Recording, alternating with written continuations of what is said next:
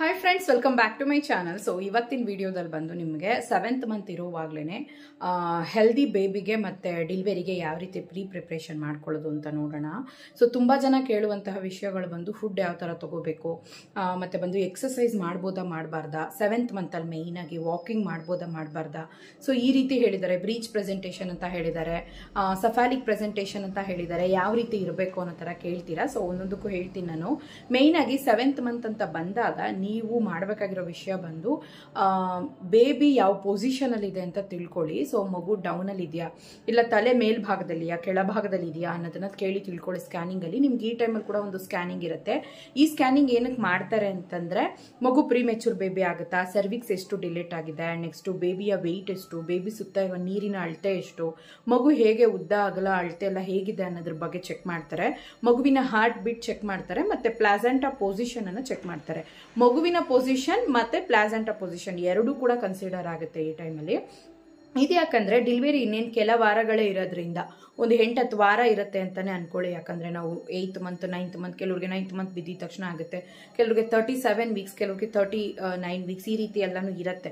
So ಕೆಲವ್ರಿಗೆ 9 month ಅಂತ ಬಂದಾಗ ಅದೊಂದು ರೀತಿ ಈ ಲೋ ಲೇಯಿಂಗ್ ಪ್ಲಾಸೆಂಟಾ ಇದ್ರೆ ರಕ್ತ ಮಗು ನಾರ್ಮಲ್ ಡೆಲಿವರಿ ಆಗುವಾಗ ಬ್ಲಡ್ ಬ್ಲೀಡಿಂಗ್ ಆಗುತ್ತೆ ಅನ್ನೋ ಕಾರಣಕ್ಕೆ ಲೋ ಲೇಯಿಂಗ್ ಪ್ಲಾಸೆಂಟಾ ಇರುವಾಗ ಅದೊಂದು ಸ್ವಲ್ಪ ಜರುಗೋವರೆಗೂ, ಮಾರ್ಜಿನ್ ಲೆಕ್ಕಕ್ಕೆ ಜರುಗೋವರೆಗೂ ಡಾಕ್ಟರ್ಸ್ ಕೆಲವೊಂದು ವಿಷಯಗಳನ್ನ ನಿಮಗೆ ಹಂಚ್ಕೋತಾರೆ. ಏನಂತಂದ್ರೆ ನೀವು ಜಾಸ್ತಿ ಓಡಾಡಬೇಡಿ, ಜಾಸ್ತಿ ತೂಕ ಎತ್ತಬೇಡಿ, ಬೆಡ್ ರೆಸ್ಟ್ ಅಲ್ಲಿರಿ, ಮತ್ತೆ ದಾಂಪತ್ಯ ಇರಬಾರ್ದು, ತೂಕಗಳನ್ನ ಎತ್ತಬಾರ್ದು, ಹೆವಿ ವರ್ಕ್ ಮಾಡಬಾರ್ದು, ತುಂಬಾ ನಡಿಬಾರ್ದು, ಎಕ್ಸರ್ಸೈಸ್ ಎಲ್ಲ ಮಾಡಬೇಡಿ, ಈ ರೀತಿ ಕೆಲವೊಂದು ವಿಷಯಗಳನ್ನ ಫಾಲೋ ಮಾಡೋದಕ್ಕೆ ಹೇಳ್ತಾರೆ. ಸೊ 7th ಮಂತ್ ಸ್ಕ್ಯಾನಿಂಗ್ ತುಂಬಾ ಮುಖ್ಯ. ಇದರಲ್ಲಿ ಲೋ ಲೇಯಿಂಗ್ ಪ್ಲಾಸೆಂಟಾ ಇತ್ತು ಅಂತಂದ್ರೆ ತುಂಬಾನೇ ಕಷ್ಟ ಆಗುತ್ತೆ ನಿಮಗೆ. ಸೊ ಆ ಟೈಮಲ್ಲಿ ನೀವು ಹೇಗಿರಬೇಕು, ತೂಕ ಎತ್ತಬಾರ್ದು, ದಾಂಪತ್ಯ ಇರಬಾರ್ದು, ಹೆಚ್ಚಾದಂತಹ ಒಂದು ಫುಡ್ ಕೂಡ ಎರಾಬಿರಿ ಫುಡ್ಗಳನ್ನ ತಿನ್ನೋದು, ಗ್ಯಾಸ್ಟ್ರಿಕ್ ಐಟಮ್ಸ್ ತಿನ್ನೋದು, ರೋಡ್ ಸೈಡ್ ಇರುವಂತಹ ಫುಡ್ಗಳನ್ನ ತಿನ್ನೋದು, ಅಂಡ್ ನೆಕ್ಸ್ಟ್ ಬಂದು ರೋಡ್ ಸೈಡ್ ಅಲ್ಲಿ ಇರುವಂತಹ ಜಂಕ್ ಫುಡ್ಸ್ ಗಳನ್ನ ತಿನ್ನೋದು. ಉದಾಹರಣೆಗೆ ಪಾನಿಪುರಿ ಆಗಿರ್ಬೋದು, ಇಲ್ಲಾಂದ್ರೆ ಪಿಜ್ಜಾ ಐಟಮ್ಸ್ ಆಗಿರ್ಬೋದು, ಈ ರೀತಿ ಜಂಕ್ ಐಟಮ್ಸ್ ನ ತಿನ್ನೋದು, ಹೆವಿ ಬೇಕರಿ ಐಟಮ್ಸ್ ನ ತಿನ್ನೋದು, ಮೈದಾಯಿಂದ ಮೇಡ್ ಮಾಡಿರುವಂತಹ ಫುಡ್ ಗಳನ್ನ ತಿನ್ನೋದು, ಹೆವಿ ಕೇಕು,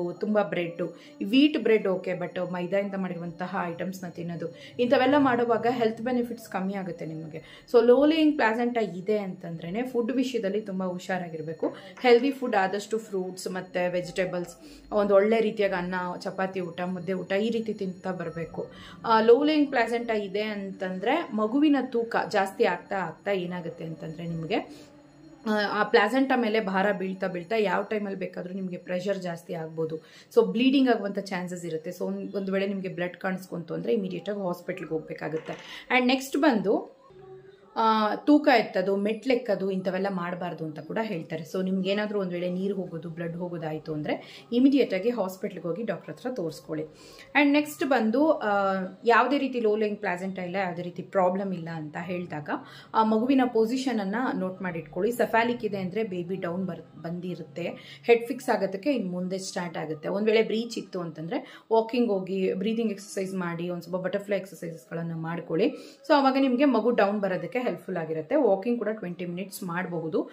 ಮತ್ತೆ ಬಂದು 7th ಮಂತಲ್ಲಿ ಯಾರೆಲ್ಲ ದಾಂಪತ್ಯ ಇರಬಾರ್ದು ಅಂತಂದ್ರೆ ಲೋ ಲೇಯಿಂಗ್ ಪ್ಲಾಸೆಂಟಾ ಇರೋರು, ಹೋಲಿಗೆ ಹಾಕ್ಸ್ಕೊಂಡಿರೋರು, ಅಂದ್ರೆ ಸರ್ಕ್ಲೇಜ್ ಬ್ಯಾಂಡೇಜ್ ಅಂತ ಹಾಕ್ತಾರೆ, ಸರ್ಕ್ಲೇಜ್ ಬ್ಯಾಂಡ್ ಅಂತ ಹಾಕ್ತಾರೆ, ಅಂಥದ್ದೇನಾದರೂ ಹಾಕಿದ್ರೆ, ಮಗು ಡೌನ್ ಬಂದ್ಬಿಟ್ಟಿದೆ, ಇಲ್ಲಾಂದ್ರೆ ನಿಮಗೆ ಸರ್ವಿಕ್ಸ್ ಲೂಸ್ ಇದೆ, ಗರ್ಭಕೋಶ ತುಂಬ ವೀಕ್ ಇದೆ, ಬ್ಲಡ್ ಬರ್ಬೋದು, ಲೋ ಲೇಯಿಂಗ್ ಪ್ಲಾಸೆಂಟಾ ಇದೆ, ಈ ರೀತಿ ಏನಾದರೂ ಪ್ರಾಬ್ಲಮ್ಸ್ ಇದೆ ಅಂತ ಹೇಳಿದ್ರೆ ದಾಂಪತ್ಯ ಇರಬಾರ್ದು. ಅದ್ರ ಬಗ್ಗೆ ಡಾಕ್ಟರ್ ಹತ್ರ ನೀವು ಒಂದು ಕನ್ಸಲ್ಟ್ ಮಾಡ್ಕೊಳ್ಳೋದು ಬಂದು ತುಂಬಾನೇ ಮುಖ್ಯ.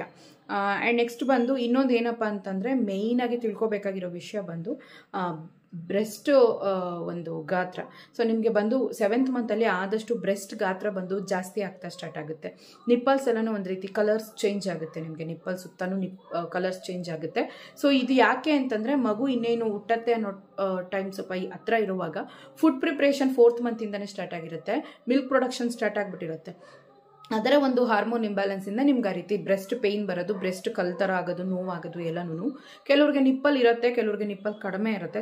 ಸೊ ನಿಪ್ಪಲ್ಸ್ ಬಂದು ಕಡಿಮೆ ಇರೋವಾಗ ಏನು ಮಾಡಬೇಕು ಅಂದರೆ, ಕಡಿಮೆ ಅಂತಂದರೆ ಅದು ಒಳಭಾಗದಲ್ಲಿ ಇರುತ್ತೆ ಸೊ ನಿಪ್ಪಲ್ಸು. ಸೊ ಅವಾಗ ಏನು ಮಾಡಬೇಕು ಅಂದರೆ ಆ ನಿಪ್ಪಲ್ನ ನೀವು ಒಂದು ಸ್ವಲ್ಪ ಸ್ಟಿಮ್ಯುಲೇಟ್ ಮಾಡಬೇಕಾಗತ್ತೆ.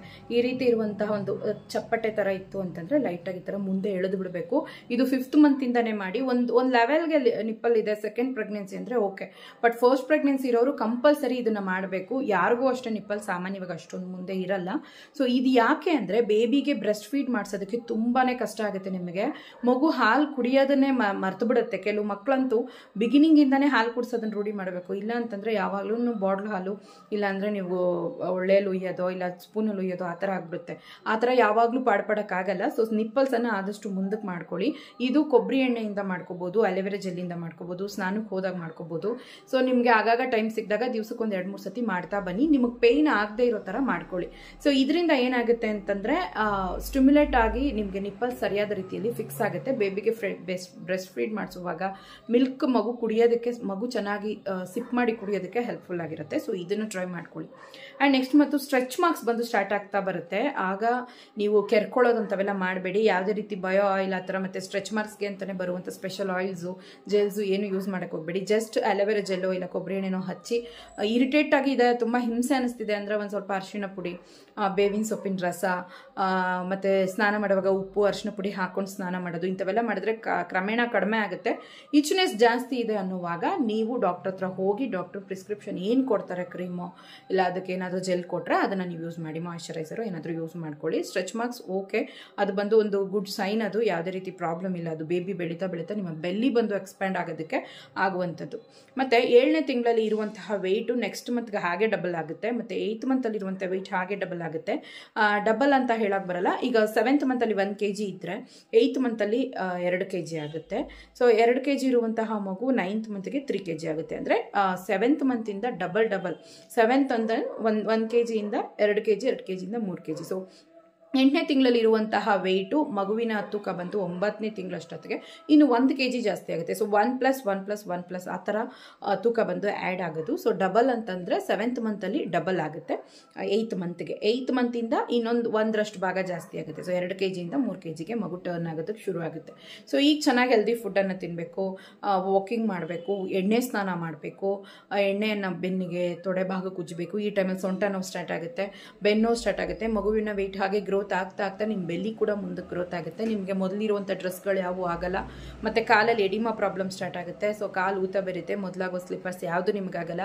ಬ್ರೆಸ್ಟ್ ಕೂಡ ದೊಡ್ಡದಾಗುತ್ತೆ. ಸೊ ಹಾಗಾಗಿ ನಿಮಗೆ ಮೊದಲು ಯೂಸ್ ಮಾಡುವಂಥ ಯಾವುದೇ ಇನ್ನರ್ ವೇರ್ಸ್ ನಿಮಗೆ ಸರಿಯಾಗಿ ಸೆಟ್ ಆಗಲ್ಲ.